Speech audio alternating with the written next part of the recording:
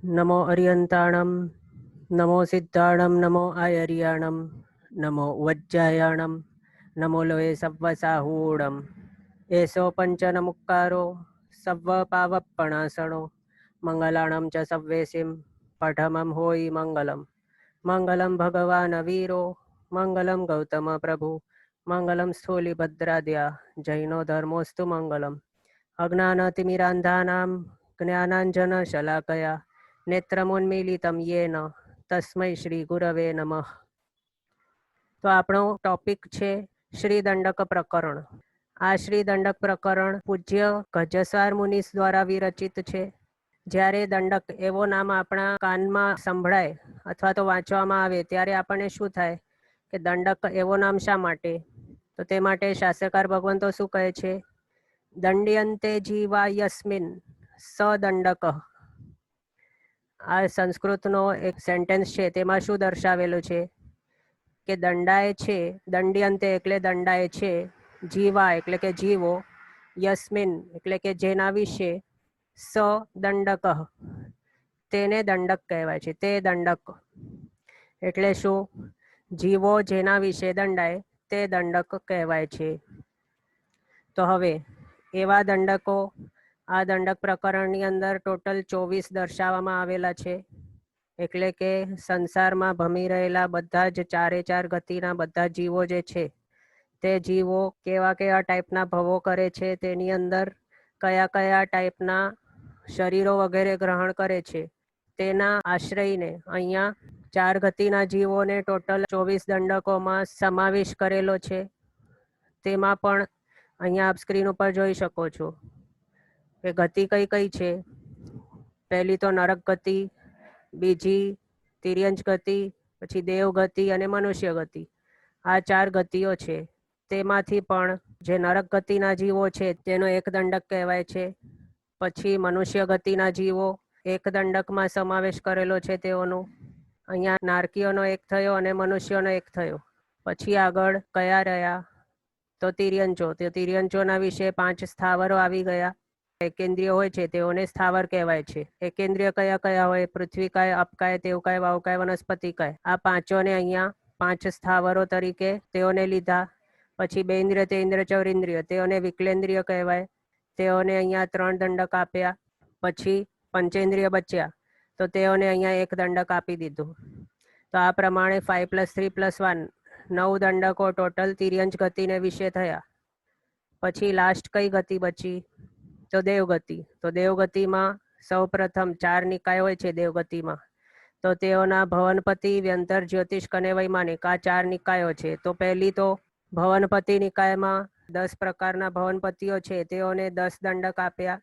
પછી વ્યંતર નિકાયના દેવોને માટે 1, જ્યોતિષ્ક નિકાયના દેવોને માટે 1 અને વૈમાનિક નિકાયના દેવોને માટે 1. આ પ્રમાણે 10 + 1 + 1 ટોટલ 13 દંડકો દેવગતિને વિશે આવી ગયા.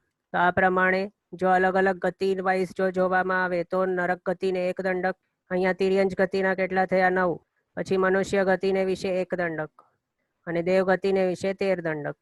આ પ્રમાણે 4 ગતિને વિશે 24 દંડકો થયા. પછી બીજું હજી એક નોટ કરવાનું કે અહીંયા જે પણ 4 ગતિના બધા જીવોનો દંડકોમાં જે ડિવિઝન કર્યા તેમાં પણ ગર્ભજ તિર્યંચ લખ્યું અને ગર્ભજ મનુષ્ય લખ્યું. તિર્યંચ ગતિમાં સમૂર્છિમ પંચેન્દ્રિય તિર્યંચ આપણને અહીંયા ક્યાં દેખાતા નથી. અહીંયા કોણ કોણ આવી ગયા? 5 સ્થાવરની અંદર સૂક્ષ્મ બાદર સ્થાવરો બધા આવી ગયા. પછી 3 વિકલેન્દ્રિયની અંદર બેન્દ્ર, તેન્દ્ર, ચૌરિન્દ્રિય આવી ગયા. પછી પંચેન્દ્રિય તિર્યંચ જો જોવામાં આવે તો તેની અંદર માત્ર ગર્ભજ તિર્યંચ લીધા.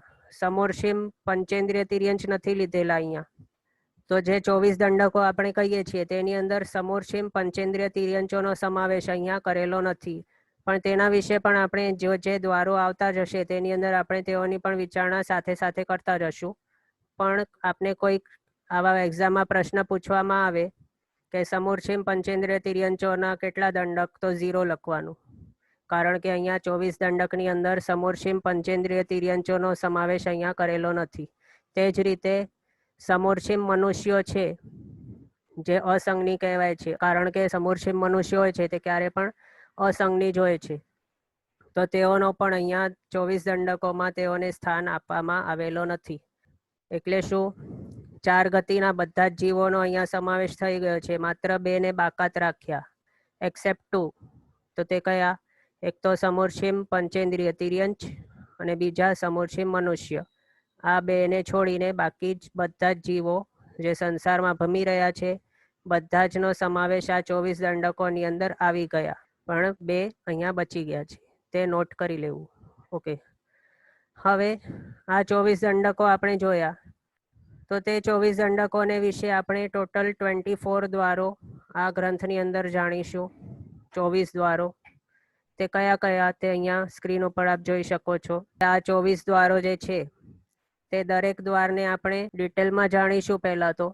પછી આગળ જે આપણે 24 દંડકો જોયા, તો તે 24 દંડકોમાંથી કોને કેટલા શરીરો હોય છે તે આપણે જોતા જશું. પહેલાં તો સમજો કે શરીર દ્વાર ચાલુ થયો, તો પહેલાં તેની અંદર શરીર એટલે શું, પછી શરીર ટોટલ કેટલા ટાઈપ્સના પોસિબલ છે તે જાણીશું. એટલે કે શરીર શું છે તેના વિશે કમ્પ્લીટ જાણકારી લેશું, અને પછી આપણે તે જોઈશું કે 24 દંડકોને વિશે કોને કેટલા શરીરો વગેરે હોય છે. તે જ રીતે અવગાહના, તે જ રીતે સંગણ સંસ્થાન, બધું. તો હવે પહેલાં આપણે શોર્ટ ઓવરવ્યૂ જોઈ લઈએ કે આ 24 દ્વારો જે છે તેની અંદર આપણે શું શીખવાના છીએ. તો અહીંયા સ્ક્રીન ઉપર આપ જોઈ શકો છો. પહેલું તો છે શરીર.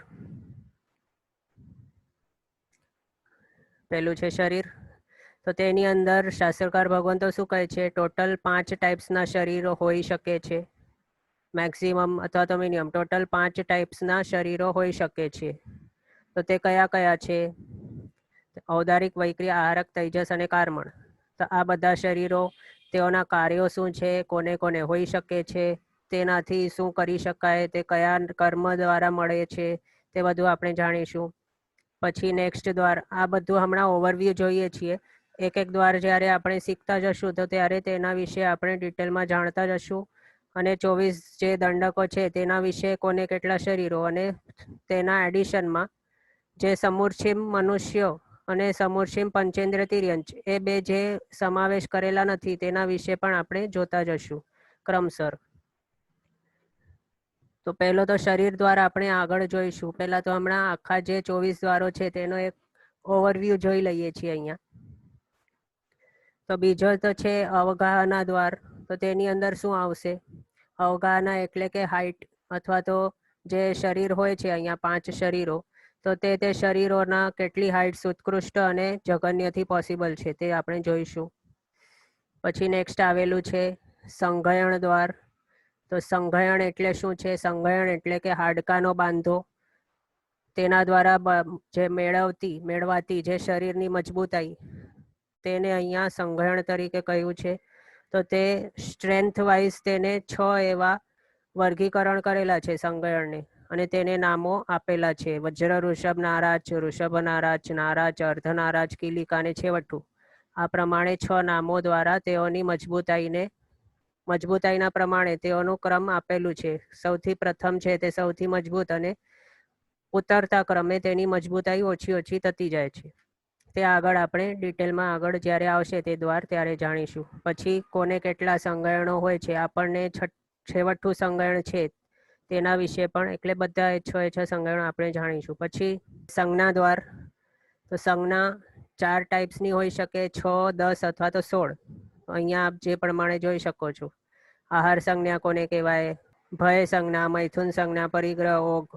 આ ટોટલ 16 ટાઈપ્સની જે સંજ્ઞાઓ છે તે બધાને વિશે આપણે જાણીશું, અને કોને કેટલી હોય છે તે પણ જાણીશું. પછી આગળ સંસ્થાન. તો સંસ્થાન એટલે કે આકાર. શરીરના જે આકાર આપણને મળેલું હોય છે તેને સંસ્થાન કહેવાય છે. તો તે આકાર સૌથી બેસ્ટ જે આકાર કહેવાય તે સમચતુરસ્ર. પછી ઉતરતા ક્રમે બીજા આકારો જે સંસ્થાનો છે તે પણ આપણે જાણીશું આગળ. અને કયા દંડકોને વિશે કોને કયા કયા સંસ્થાનો મળી શકતા હોય છે તે પણ આગળ જોઈશું. પછી કષાય. ટોટલ 4 ટાઈપના કષાયો આપણને ખ્યાલ છે. ક્રોધમાન, માયા, લોભ. તો તે કોને કોને હોઈ શકે તે પણ જાણીશું આમાં. અને તેના વિશે તો પહેલાં વિવક્ષા કરીશું કે ક્રોધમાં એટલે શું, માન, માયા, લોભ એટલે શું, કયા કર્મના ઉદયના કારણે તે હોય છે. પછી લેશિયા. 6 ટાઈપ્સની લેશિયાઓ. આપણે સાંભળી હશે કૃષ્ણ નીલ કાપોત તેજો પદ્મ શુક્લ, તેઓના વિશે આપણે દરેકના ડિટેલમાં જાણીશું. શેના કારણે શું થાય છે, પછી મરતી વખતે શું થાય છે એ બધું. કઈ લેશિયા એન્ડ ટાઈમે એમ પણ આપણને કહેવાયું છે કે મરતી વખતે નેક્સ્ટ ભાવની અંદર જે લેશિયાવાળા પ્રાધાન્યવાળું ભાવ મળ્યો છે નેક્સ્ટ, તો તે લેશિયા મરતી વખતે આવી જાય છે. તો તે બધી વિચારણા આપણે લેશિયા દ્વારની અંદર કરીશું. પછી ઇન્દ્રિય દ્વાર.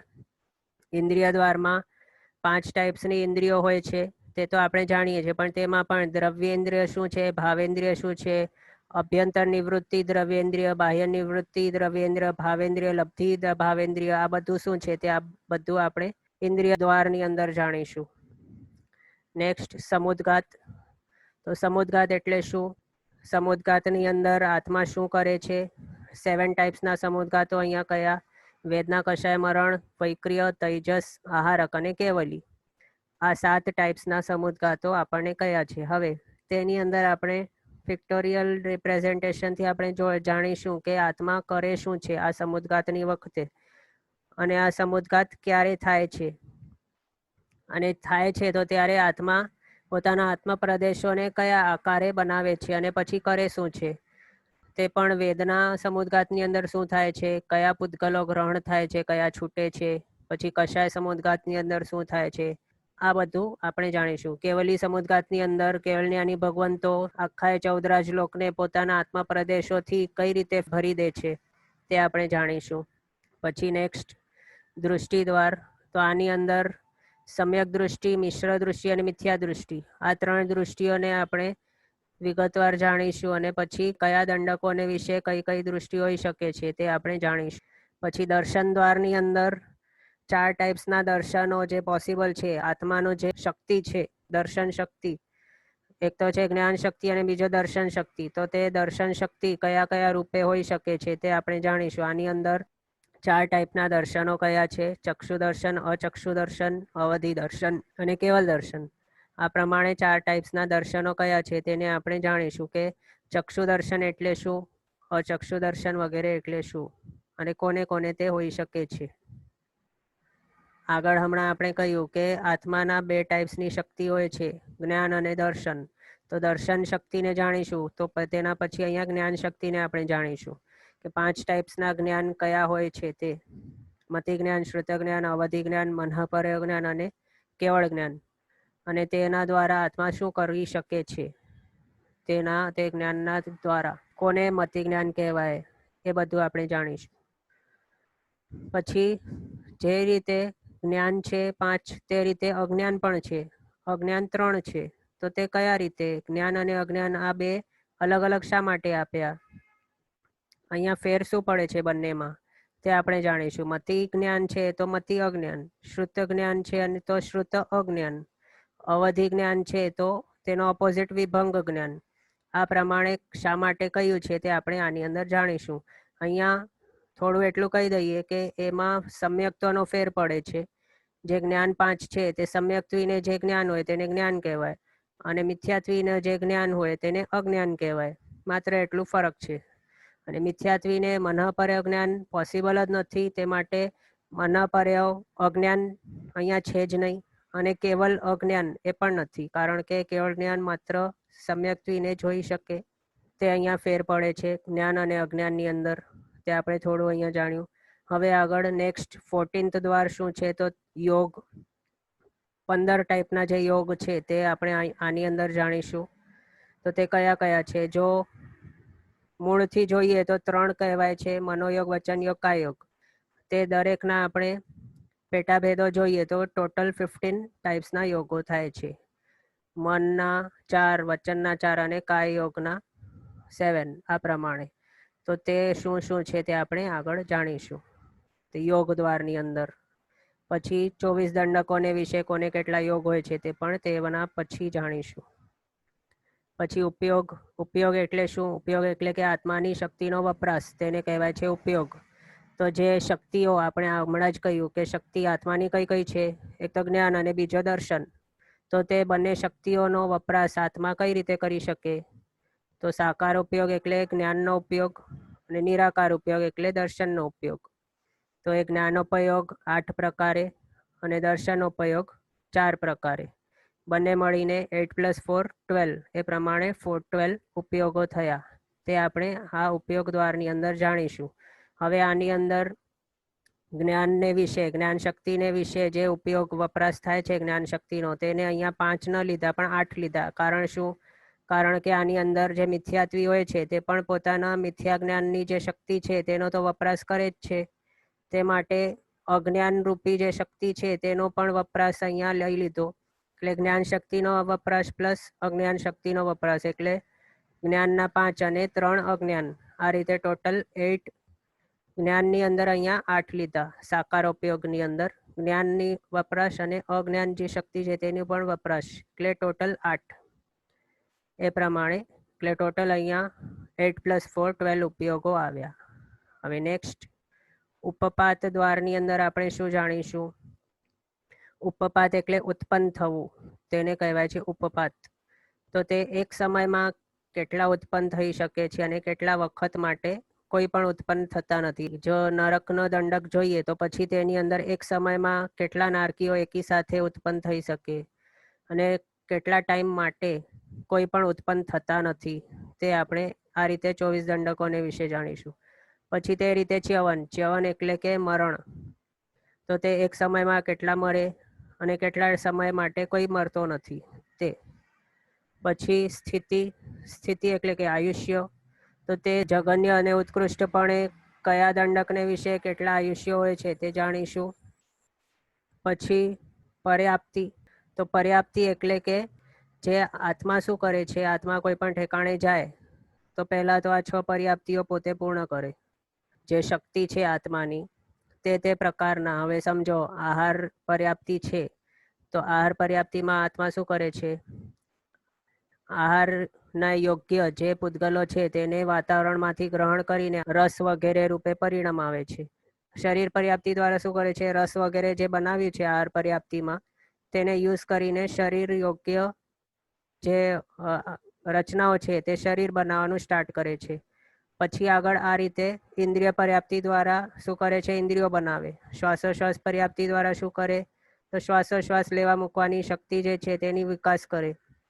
આ પ્રમાણે આ પર્યાપ્તિઓ 6 ટાઈપ્સની આપણે જાણીશું અને પછી તેની અંદર કયા દંડકને કેટલી પર્યાપ્તિઓ હોય છે તે જાણીશું. પછી કિમાહાર દ્વાર. કિમાહાર એટલે કેટલા દિશાથી આહાર ગ્રહણ કરે છે તે આપણે જાણીશું કે કયા દંડકના જીવો 6 દિશાના આહાર કયા કયા જીવો ગ્રહણ કરે, 3 દિશા, 4 દિશા, 5 દિશામાંથી આહાર કયા કયા જીવો ગ્રહણ કરે તે આપણે જાણીશું. પહેલાં તો દિશાઓમાંથી આહાર ગ્રહણ કરવું એટલે શું તે આપણે એક્ઝામ્પલથી આપણે જાણીશું. ફોટોમાં આપણે બતાવીશું કે કઈ રીતે આહાર 6 દિશાઓમાંથી ગ્રહણ કરી શકાય છે. પછી સંજ્ઞા આગળ એક આવી ગયો હતો, જો આપને યાદ હોય તો આહાર, ભય, મૈથુન, પરિગ્રહ, એ 4 સંજ્ઞા. પછી 6 ટાઈપ્સ, 10 ટાઈપ અને 16 ટાઈપ્સે આપણે સંજ્ઞા જોઈ હતી. તો તે સંજ્ઞા દ્વાર અલગ છે અને આ પણ સંજ્ઞા દ્વાર આ પણ અલગ છે. જે આપણે હમણાં કહીએ છીએ કે સંજ્ઞી અને અસંજ્ઞી મનુષ્યો અને સંજ્ઞી અસંજ્ઞી તિર્યંચો, તો તે કયા અપેક્ષાએ? તો આ સંજ્ઞાને અપેક્ષાએ. એટલે શું? હેતુવાદોપદેશિકી, દીર્ઘકાલિકી અને દૃષ્ટિવાદોપદેશિકી સંજ્ઞા. આ 3 સંજ્ઞાઓ કોના પાસે છે નથી એના આધારે નક્કી થાય છે. પહેલાં તો મેન તો આ છે દીર્ઘકાલિકી સંજ્ઞા. તે કોઈક જીવને જો ન હોય તો પછી તે અસંજ્ઞી કહેવાય છે. તે બધું આપણે આ સંજ્ઞા દ્વારની અંદર જાણીશું. હવે આ 3 સંજ્ઞાઓ છે તેના વિશે પણ આપણે જાણીશું કે હેતુવાદોપદેશિકી સંજ્ઞા દ્વારા જીવ શું કરી શકે છે. આ રીતે ત્રણેયને વિશે આપણે જાણીશું, કોને હોઈ શકે, પછી તેના દ્વારા તેનો ફાયદો શું છે, તેનો યુઝ શું છે તે આપણે જાણીશું. પછી 22મો ગતિ દ્વાર. તો ગતિ એટલે કે કયા દંડકના જીવ મરીને કયા દંડકની અંદર જઈ શકે છે, કયા દંડકની અંદર ગતિ કરી શકે છે. ગતિ એટલે કે જવું. તો કયા દંડકના જીવ મરીને કયા દંડકની અંદર જઈ શકે છે તે આપણે આ ગતિ દ્વારની અંદર જાણીશું. એક્ઝામ્પલ આપણને તે હમણાં માટે એટલું ખ્યાલ છે કે નારકીના જે જીવો છે તે મરીને નારકી બનતા નથી અને નારકી મરીને દેવ બનતા નથી. આ પ્રમાણે નારકીના જીવો મરીને માત્ર મનુષ્યની અંદર જાય અથવા તો તિર્યંચોની અંદર જઈ શકે. હવે તેમાં પણ કયા કયા તિર્યંચોના કયા કયા દંડકોની અંદર જઈ શકે તે બધું આપણે ગતિદ્વારમાં જાણીશું વિસ્તારથી. 24 દંડકો મળીને કયા કયા દંડકોમાં જઈ શકે. પછી આ ગતિ એટલે શું, ક્યાંથી આવે છે.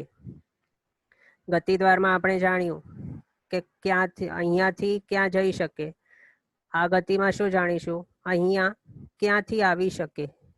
એટલે એક્ઝામ્પલ, નરક ગતિ જો હોય, નરકનો દંડક એક, તો તેની અંદર કયા કયા દંડકના જીવો આવી શકે તે આપણે જાણીશું. હવે નરકની અંદર આપણને ખ્યાલ છે દેવો નહીં આવી શકે, માત્ર મનુષ્ય અને તિર્યંચો આવી શકે. તો તેમાં પણ તિર્યંચોના કયા કયા દંડકોમાંથી અહીંયા આવી શકે નરક દંડકની અંદર, તે પણ આપણે આની અંદર જાણીશું. પછી વેદ, તો વેદ છે 3, પુરુષ વેદ, સ્ત્રીવેદ, નપુંસક વેદ. કયા દંડકોને વિશે કેટલા વેદ પોસિબલ છે તે બધું આપણે જાણીશું. અને છેલ્લો, આમ તો 24 દ્વારો જ કયા છે, પણ અહીંયા ગ્રંથકાર ભગવંતને જરૂર લાગી હશે તે માટે અહીંયા અલ્પબહુત્વ લખ્યું છે. અલ્પબહુત્વ એટલે કયા દંડકના જીવો કયા દંડક કરતાં વધારે ઓછા છે તે અલ્પબહુત્વમાં આપણે જાણીશું. જે દંડક પ્રકરણ શ્રી ગજસાર મુનિ દ્વારા વિરચિત છે તેનો એક શોર્ટમાં આપણે ઓવરવ્યૂ લીધું છે. તેની અંદર આપણે લગભગ સમજો ને જૈન શાસ્ત્રની અંદર જે પણ પદાર્થો આવે છે લગભગ તેના કન્સાઇઝમાં ઘણું બધું એવા પદાર્થો અહીંયા તેનો કવરઅપ કરી લીધેલ છે. તો આ દંડક પ્રકરણની અંદર આ બધું આપણે શીખવાના છીએ. હવે અહીંયા આપણે ફર્સ્ટ જે ગાથા છે તે આપણે ગ્રહણ કરેલ હતી અને તેના અર્થ પણ જોઈ લીધેલ હતા. બીજી ગાથા તેને પણ ગ્રહણ કરીને તેના અર્થ આપણા થઈ ગયા છે. ત્રીજી ચોથી ગાથા આપણી ચાલુ હતી. ત્રીજી ગાથા કમ્પ્લીટ થઈ હતી અને ચોથી ગાથા આપણે જોવાના હતા. તો હવે ત્રીજી ચોથી ગાથા આ બંનેની અંદર આગળ આપણે જે 24 દ્વારો જોયા તે 24 દ્વારો ત્રીજી ચોથી ગાથાની અંદર કીધેલા છે. અને આગળ સેકન્ડ ગાથામાં 4 ગતિના વિશે ભમતા જીવોના ટોટલ 24 દંડકો, તે બધા 24 દંડકો સેકન્ડ ગાથામાં સમાવિષ્ટ કરી લીધેલ છે. અને તેઓના વિશે જે 24 દ્વારો આપણે જોવાના છીએ તે હવે થર્ડ અને ફોર્થ ગાથાની અંદર આપણને ગ્રંથકાર ભગવંત કહે છે. તે આપણે હવે થર્ડ ગાથા જોઈશું. સંખિતયરી ઉઈમાં શરીર મોગાહણાય સંઘયણા સન્ના સંઠાણ કસાય લેસિંદ્યદુ સમુગાયા. પછી ચોથી ગાથા, દિઠ્ઠી દંસણ નાણે જોગુ વોગો વવાય ચવણઠી પજ્જતી કિમાહારે સન્ની ગઈ આ ગઈ વે. તો આની અંદર સૌ પ્રથમ તો અહીંયા આપણે જે 24 દંડકો જોયા તેમાંથી સંખિતયરીમાં એટલે શું, સંક્ષિપ્તમાં અહીંયા કહે છે તે શું છે. અહીંયા ઈમાં એટલે કે આ શરીર એટલે કે શરીર. આપણે અહીંયા છૂટો કરીને બતાવીએ. આપણે શરીરમ મ ખોડો છે ત્યાં. પછી ઓગાહણા, તો મ છે તે ઓગાહણામાં જોઈન થઈ ગયો એટલે કે મો થઈ ગયો. પછી અહીંયા તો અહીંયા 2 દ્વાર આવી ગયા. પછી ત્રીજો સંઘયણા એટલે કે સંઘયણ દ્વાર. પછી સન્ના એટલે કે સંજ્ઞા દ્વાર. સંઠાણ એટલે કે સંસ્થાન દ્વાર. કસાય એટલે કે કષાય દ્વાર. પછી લેસો, તો અહીંયા લેશિયા દ્વાર આવ્યો. પછી લેસિંદ્ય છે તો ઇન્દ્રિય દ્વાર અહીંયા આવ્યો. તો આની અંદર લેસ એટલે કે લેશિયા અને ઇન્દ્રિય આ બંને જોઈન્ટ થઈને લેસિંદ્ય થઈ ગયું છે. અને સમુગાયા એટલે કે સમુદ્ગાત, અહીંયા 9 દ્વાર અહીંયા કીધા. હવે આની અંદર દુ સમુગાયા આ પ્રમાણે કહ્યું છે. તો આપણે આની અંદર 2 સમુદ્ગાત જોવાના છીએ. એક તો જીવ સમુદ્ગાત અને બીજો અજીવ સમુદ્ગાત. તે માટે અહીંયા દુ આપ્યું છે. પછી અહીંયા દિઠ્ઠી એટલે કે દૃષ્ટિઓ 3 જે આપણે જોવાના છીએ તે મિથ્યા દૃષ્ટિ, મિશ્ર દૃષ્ટિ અને સમ્યક દૃષ્ટિ, તે દિઠ્ઠી. દંસણ એટલે કે 4 પ્રકારના દર્શન આપણે જે જાણવાના છીએ તે દર્શન દ્વાર. પછી નાણે, તો અહીંયા નાણેની અંદર 12 અને 13 બે દ્વાર લખ્યા. તો નાણેની અંદર શું આવશે? એક તો જ્ઞાન દ્વાર અને બીજો અજ્ઞાન દ્વાર. એ બંને દ્વાર આની અંદર આવી જશે. પછી જોગુ વઓગો વવાયો. હવે આની અંદર જોગુ વઓગો, અહીંયા જોગ છે તો જોગ એટલે કે 15 જે યોગ આવવાના છે મન વચન કાયના યોગો, તે જોગની અંદર આવ્યું. પછી ઉવયોગ એટલે કે ઉપયોગ, તે અહીંયા 12 ઉપયોગ આપણે જે જાણવાના છીએ આગળ તે આવી ગયું. પછી ઉવવાય એટલે ઉપપાત. તો અહીંયા આ એક વર્ડની અંદર જોગુ વઓગો વવાય, આની અંદર 3 દ્વાર આવી ગયા: યોગ, ઉપયોગ અને ઉપપાત, આ 3 દ્વાર. પછી ચવણ એટલે કે ચ્યવન દ્વાર આવ્યું. ઠી એટલે કે સ્થિતિ દ્વાર. પછી પદ્ધતિ એટલે કે પર્યાપ્તિ દ્વાર. કિમાહાર એટલે કે કિમાહાર દ્વાર, કયા દિશામાંથી આહાર ગ્રહણ કરે છે તે. સન્ની એટલે કે જે સંજ્ઞાઓ છે 3 ટાઈપની: હેતુવાદોપદેશિકી, દીર્ઘકાલિકી અને દૃષ્ટિવાદોપદેશિકી, આ 3 ટાઈપ્સની જે સંજ્ઞાઓ આપણે જાણવાના છીએ તે. પછી ગઈ એટલે કે ગતિ, કયા દંડકના જીવ ક્યાં જઈ શકે છે કયા દંડકની અંદર, તે ગતિ દ્વાર. આ ગતિ દ્વાર. અને વે એટલે કે વેદ દ્વાર, જે 3 ટાઈપ્સના પુરુષવેદ, સ્ત્રીવેદ, નપુંસક વેદ. અહીંયાના જે આપણે માર્કિંગ કર્યા છે તે પ્રમાણે ટોટલ 24 દ્વારો આપણે જાણીશું આની અંદર.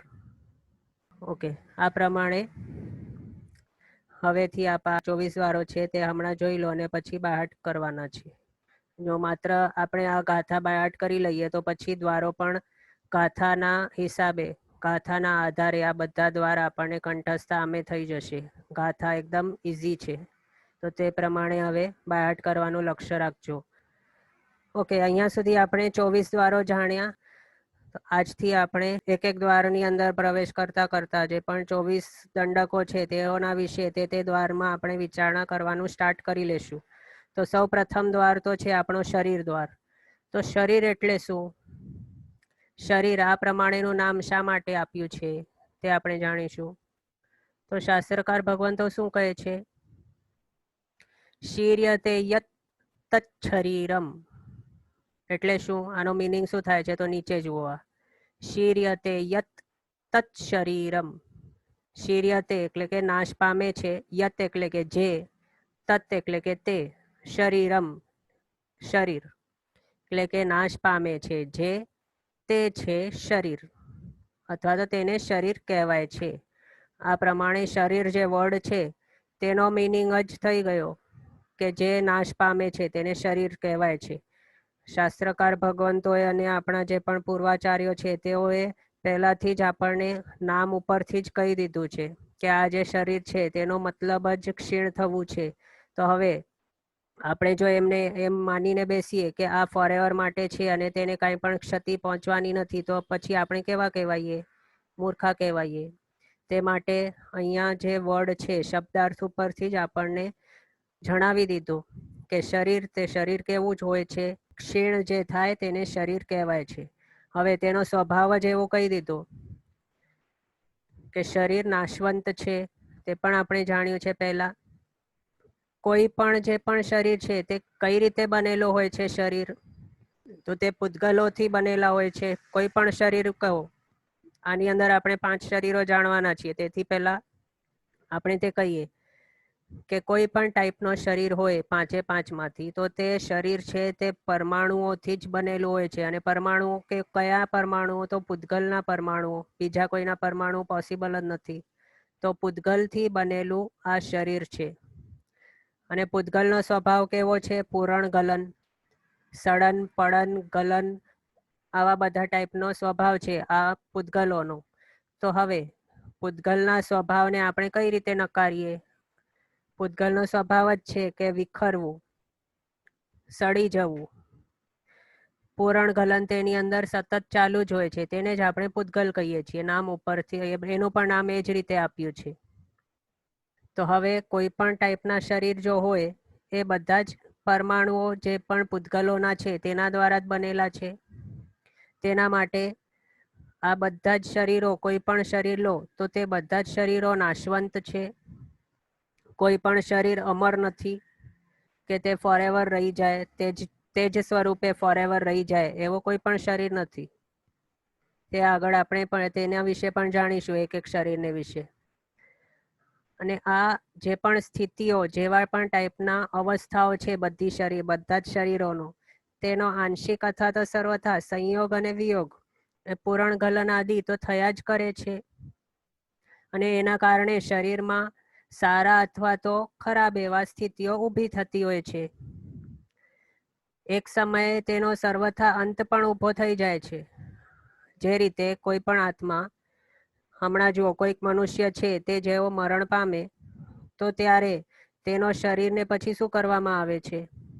જે પણ અંતિમ ક્રિયાઓ છે તે અંતિમ ક્રિયા કરવા દ્વારા તેને નાશ કરવામાં આવે છે તે શરીરને. તો એ રીતે બધા જે પણ શરીરો છે તેનો સર્વથા નાશ પણ ક્યારેક થઈ જાય છે. એટલે ધારણ કરેલા શરીરોના જે પણ પદ્માણુઓ છે તે રાખ પણ થઈ જાય છે. આવા વિનાશી અને જે કર્મોના ઉદયથી પ્રાપ્ત થયેલા એવા શરીરો છે તે અલગ અલગ એવી સ્થિતિઓ હોય છે તે બધાની. બધા આ 5 હમણાં આપણે જે જાણવાના છીએ શરીરો, તે બધાના કાર્યો અલગ અલગ છે. અને તેઓના બાહ્ય જે દેખાવ છે તે પણ અલગ અલગ છે. તે હવે આપણે જાણીશું. સૌ પ્રથમ તો શરીરને વિશે આપણે જાણ્યું કે શરીર એટલે શું અને તેનો આ પ્રમાણેનું નામ શા માટે છે. હવે આપણે એક એક કરીને બધા શરીરો વિશે જાણીશું. તો સૌ પ્રથમ તો છે ઔદારિક શરીર. તો ઔદારિક શરીર 5 શરીરોમાંથી પહેલો શરીર આપણને કહેવાયું છે ઔદારિક નામનો શરીર. આ શરીર કોને કોને મળેલું છે? તો 4 ગતિના જે જીવો છે, 4 ગતિના જીવો કયા કયા ગતિઓ છે વારંવાર આપણે કહેતા જશું તો આપણને અહીંયા જ બહાર થઈ જશે કે 4 ગતિ કઈ કઈ છે: નરક, તિર્યંશ, દેવ અને મનુષ્ય. તેમાં કયા કયા ગતિના જીવોને ઔદારિક શરીર મળેલું છે? તો તિર્યંશ અને મનુષ્ય, આ 2 ગતિના જીવોને અહીંયા ઔદારિક શરીર મળેલું છે. ઓકે, અહીંયા એક ક્વેશ્ચન આવ્યું છે, પૂરણ અને ગલન એટલે? તો પૂરણ એટલે કે પૂતગલનો સ્વભાવ કેવો છે? પૂરણ એટલે કે જોઈન્ટ થવું, તેના પરમાણુઓ જોઈન્ટ થાય. અને ગલન એટલે કે છૂટા થાય, ભેગા થવું અને વિખરાવવું. આ પ્રમાણેનું જેનું સ્વભાવ છે તેને પૂરણ ગલન વાળા સ્વભાવ વાળું કહીએ છીએ. પૂરણ એટલે કે જોઈન્ટ થવું, ભેગા થવું, અને ગલન એટલે કે વિખરાવવું. ઓકે, તો આ ઔદારિક શરીર આપણને બધાને મળેલું છે. અને હમણાં દુનિયામાં જે પણ આપણને દેખાય છે, જે પણ આપણને બધું જ કંઈ પણ દેખાય છે, ભલે તે કોઈ બેઇન્દ્રિય હોય, શંખ છે, છીપલા છે, પછી તે ઇન્દ્રિય એવા ઈયળો, કીડી મકોડા વગેરે, વીંછી છે, ગાય ભેંસ વગેરે જે પણ છે, બધા જ જે તિર્યંચો બધા આપણને કોઈ પણ દેખાય છે, કૂતરા બિલાડા કબૂતર જે પણ, પછી આપણે મનુષ્યો પણ, તે બધા આપણે કહેવા છીએ, આપણે બધા ઔદારિક શરીર વાળા છીએ. પછી આગળ આપણને બીજું જે પણ દેખાય છે આખી દુનિયામાં, તો શું શું દેખાય છે આપણને? હમણાં આપણા હાથની અંદર જે રહેલો છે મોબાઈલ, તો તે મોબાઈલની સ્ક્રીન કેવી છે? ગ્લાસથી બનેલ છે. તો તે ગ્લાસ શેનાથી બનેલું હોય છે? સેન્ડ અને લાઇમસ્ટોન. તો તે પણ કેવો છે? તે પણ પૃથ્વીકાયનો છે. આગળ તે પૃથ્વીકાયના શરીર હતો પહેલા, તો પૃથ્વીકાયના શરીરો કેવા હોય છે? ઔદારિક શરીર હોય છે. આગળ જે પણ પ્લાસ્ટિક છે તે મોબાઈલની અંદર, તે પણ કેવા છે? તે પણ એવા મિનરલ્સ વગેરેથી બનેલા છે. તે પણ કયા? પૃથ્વીકાય વગેરેના શરીરો હોય છે. પછી આગળ જે આપના આગળ જે ટેબલ રહેલું છે, અથવા તો સાપડો વગેરે પણ હશે, અથવા તો બુક હશે, તો તે બુક શેમાંથી બનેલ છે? વનસ્પતિકાય એવા ઝાડના શરીરમાંથી બનેલ છે. તો તે ઝાડ પણ કેવું છે? તેને પણ ઔદારિક શરીર મળેલું છે. આગળ જે પણ આપના ઘરમાં જે દિવાલ વગેરે છે, કોન્ક્રીટ, પેન્ટમાં પણ લેડ વગેરે એવા કેમિકલ્સ હોય છે. તો તે બધા કેવા છે? મિનરલ્સ વગેરે પૃથ્વીકાય અથવા તો વનસ્પતિકાયમાંથી પણ કંઈક એવા બનતા હોય છે. થોડા અંશો તેમાં પણ હોય છે. તો પૃથ્વીકાય વગેરે એવા હોય છે. પછી આગળ પાણી અથવા તો જે પણ આપણને સમજો ને, ઇન શોર્ટ જે પણ આપને કંઈ પણ હમણાં દેખાય છે, ભલે તે આપણું શરીર હોય, ટેબલ, ચેર, પછી ફ્લોરિંગ, આગળ ફર્નિચર, મોબાઈલ, વાયર, જે પણ આપને દેખાય છે બધું છે ઔદારિક પૂતગલો, એટલે કે કોઈકના કોઈક જીવના ઔદારિક પૂતગલો છે, ઔદારિક શરીરો છે તે. તો ઔદારિક શરીરના જે પણ પૂતગલો છે તે આટલા બધા વિસ્તારમાં ફેલાયેલા છે, અને હમણાં આપણને જે પણ દેખાય છે બધું શું છે, તો બધું ઔદારિક વર્ગણાના પૂતગલો છે. બીજું કંઈ આપણને દેખાતું નથી હમણાં, કારણ કે બીજું પોસિબિલિટી શું છે દેખાવાની, તો વૈક્રિય શરીર દેખાવાની પોસિબિલિટી છે. પણ હમણાંના કાળની અંદર એવો કોઈ થઈ શકતો નથી કે કોઈક દેવતા અહીંયા આવીને પછી વૈક્રિય કંઈ પણ વિકુરવે અહીંયા પોતાના વૈક્રિય શક્તિ દ્વારા, લબ્ધિ દ્વારા, અને પછી આપણને કંઈક બતાડે. તો એવું હમણાં ટાઈમની અંદર કંઈ પોસિબલ નથી, અને ન તો આપણે એવા છીએ કે આપણી પાસે વૈક્રિય લબ્ધિ વગેરે હોય. તે પણ વૈક્રિય એટલે શું તે આપણે આગળ જાણીશું, પણ હમણાં માટે એ સમજો, આપણને હમણાં જે પણ દેખાય છે આખા વર્લ્ડની અંદર, ભલે તે ન્યુક્લિયર મિસાઇલ હોય, પ્લેન હોય, પાણી હોય, પર્વત હોય, કંઈ પણ હોય, કે આપના હાથમાં રહેલો મોબાઈલ, બુક, પેન્સિલ, બોલપેન કંઈ પણ છે, બધું જ શું છે, બધું છે ઔદારિક વર્ગણાથી બનેલા ઔદારિક પૂતગલો, બીજું કંઈ નથી, ઔદારિક પૂતગલો છે બસ.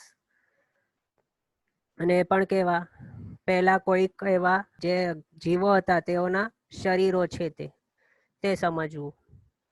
ઓકે, હવે આપણે તે જાણીશું કે આ ઔદારિક શરીર, હમણાં આપણે તે ઓવરવ્યૂ જાણ્યું કે ઔદારિક શરીર કોને કોને મળેલ છે. હવે આ ઔદારિક શરીર છે તેને ઔદારિક શા માટે કહ્યું છે તે આપણે જાણીશું. તો ઔદારિક શરીરના આવા ટાઈપનો નામ આપવાના પાછળ 5 એવા રીઝન્સ છે. 5 રીઝન્સ છે તેની અંદર કે ઔદારિક આ પ્રમાણેનું નામ શા માટે આપ્યું. હવે અહીંયા નામ લખેલું છે ઔદારિક, તે જુઓ. તો સંસ્કૃતના નિયમ મુજબ ઉદાર વર્ડ છે, ઉદાર, તો ઉદારને પાછળ પ્રત્યય લાગે તો ત્યારે ઉનો ઔ થઈ જાય, તેની વૃદ્ધિ ઔ થઈ જાય છે. તેના માટે ઉદાર મૂળ વર્ડ છે ઉદાર, તેની અહીંયા વૃદ્ધિ થયા દ્વારા ઔદારિક આ પ્રમાણે વર્ડ બની ગયું છે. તો ઉદાર એટલે શું તે હવે જાણીશું. તો ઉદારના 5 મિનિંગ્સ થાય છે અહીંયા. તો તે કયા કયા? તો સૌ પ્રથમ તો વિશાલ, ઉદાર એટલે કે વિશાલ, સૌ પ્રથમ મિનિંગ. તો વિશાલ કઈ રીતે તે જાણીશું.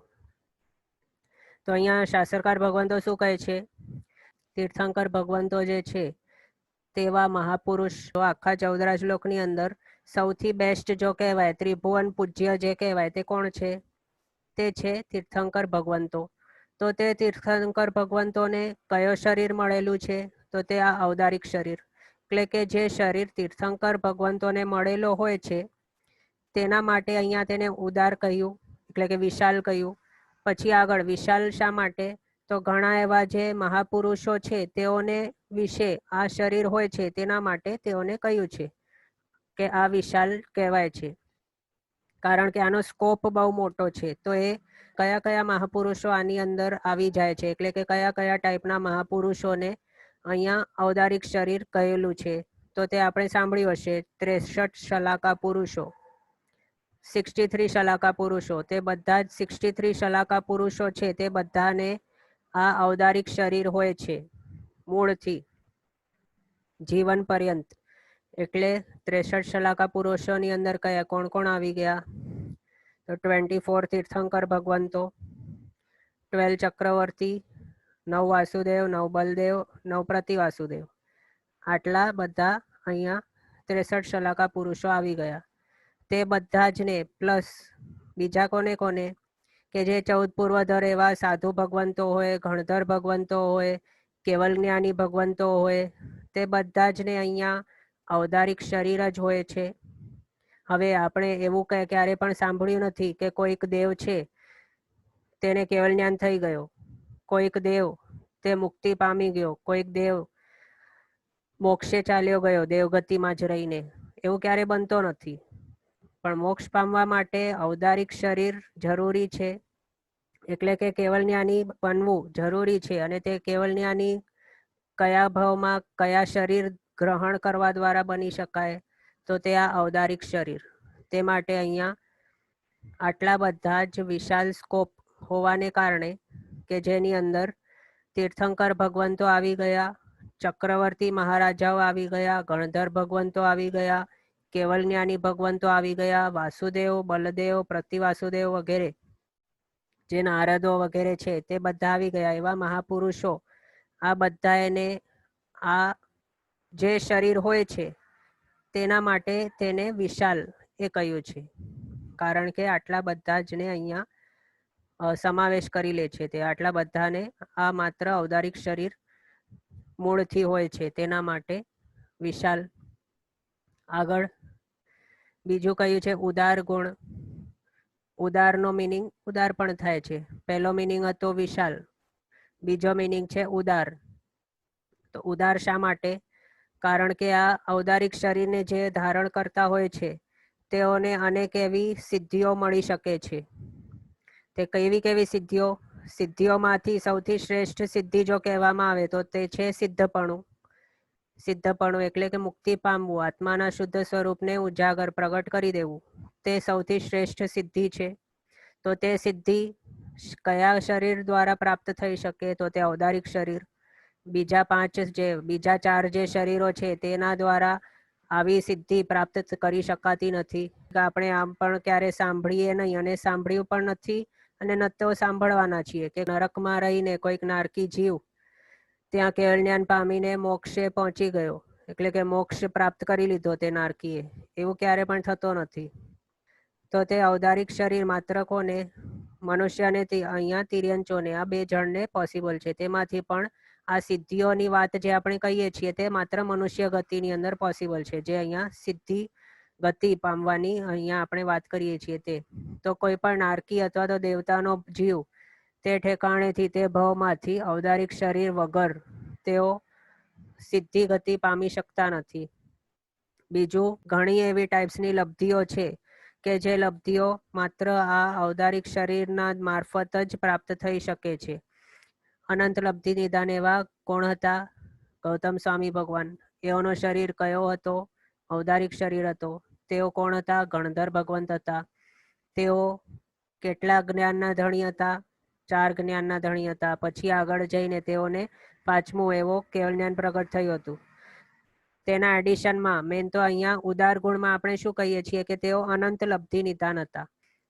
તેમાંથી આપણને તે થોડી ઘણી લબ્ધિઓ ખ્યાલ છે કે તેઓએ 1500 તાપસોને દીક્ષા આપ્યા પછી અક્ષીણ મહાનસ લબ્ધિ દ્વારા ત્યાં પારણું કરાવેલ હતું. તેઓની પાસે ઘણી એવી લબ્ધિઓ હતી કે પછી અષ્ટાપદ તીર્થના દર્શન પણ તેઓએ સૂર્યકિરણોને પકડાઈને તે લબ્ધિ દ્વારા તે પ્રમાણે દર્શન કરેલા. તો એવી તો અનેક ઘણી લબ્ધિઓ તેઓની પાસે હતી કે જેઓએ પોતાના માટે તેઓ ક્યારે પણ યુઝ કરેલ ન હતું. બીજા પણ જે મહાપુરુષો છે તેઓને પણ આવા અનેક ટાઈપ્સની જે લબ્ધિઓ પ્રાપ્ત થઈ શકે છે તે આ ઔદારિક શરીરના મારફત થઈ શકે છે.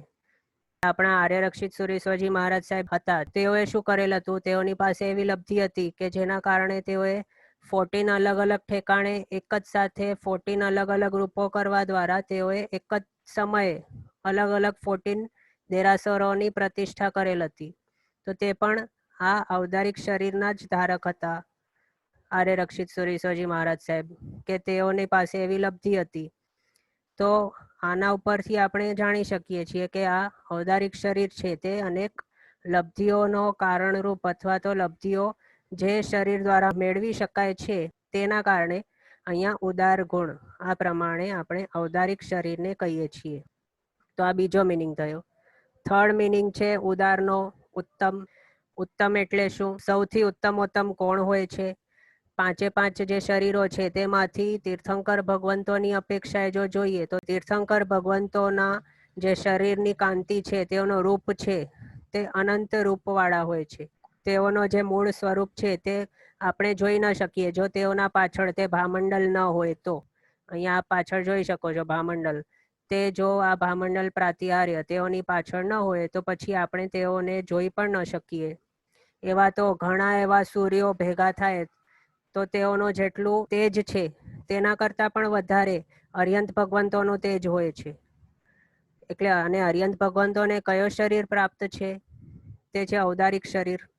તો એવા તીર્થંકર ભગવંત જેઓ અનંત શક્તિશાળી છે, અનંત રૂપવાન છે, અનંત જ્ઞાની, અનંત કરુણા સાગર, અનંત પુણ્યવાળા એવા તીર્થંકર ભગવંત જેઓ આખા 14 રાજલોકના બધા જ જીવોમાં જે ઉત્તમમાંથી ઉત્તમ કહેવાય છે, એવા અરિયંત ભગવંતને જે શરીર પ્રાપ્ત છે તે ઔદારિક શરીર, તેના માટે અહીંયા ઉત્તમ આ પ્રકારે કહ્યું છે. અને અરિયંત ભગવંતને વિશે જે પણ પોસિબિલિટીઝ હોય બેસ્ટ ઉત્તમ પ્રકારની, કે ઉત્તમ પ્રકારનો આકાર, ઉત્તમ પ્રકારની મજબૂતાઈ, ઉત્તમ પ્રકારનું રૂપ, ઉત્તમ પ્રકારનું બધું બેસ્ટ બેસ્ટ બેસ્ટ એ બધું માત્ર અરિયંત ભગવંતને હોય છે. અને હવે જે દેવો હોય છે દેવો, તેમાંથી પણ સામાન્ય દેવોના અપેક્ષાએ બીજા જે દેવો હોય છે તેમના ઉપરવાળા પોસ્ટવાળા તેઓના રૂપ લાવણ્ય વગેરે વધારે હોય છે. તેના કરતાં વધારે તેના ઉપરના દેવો, તેના કરતાં વધારે તેઓના જે અધિપતિ હોય ઇન્દ્ર મહારાજ, તેઓનો સૌથી વધારે રિદ્ધિ સંપત્તિ રૂપ લાવણ્ય હોય. હવે તે ઇન્દ્ર મહારાજાઓ કરતાં પણ આગળના જે ઉપરના દેવલોકો વાળા હોય તે બધા ઇન્દ્ર મહારાજાઓના વધતા જતા રૂપો હોય છે.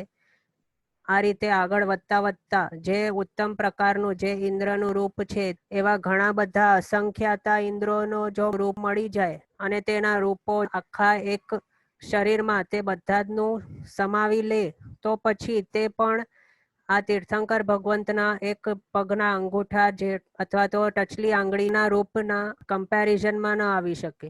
હવે આના ઉપરથી આપણે ઇમેજિન કરી શકીએ કે આ અરિયંત ભગવંત કેવા રૂપવાન હશે.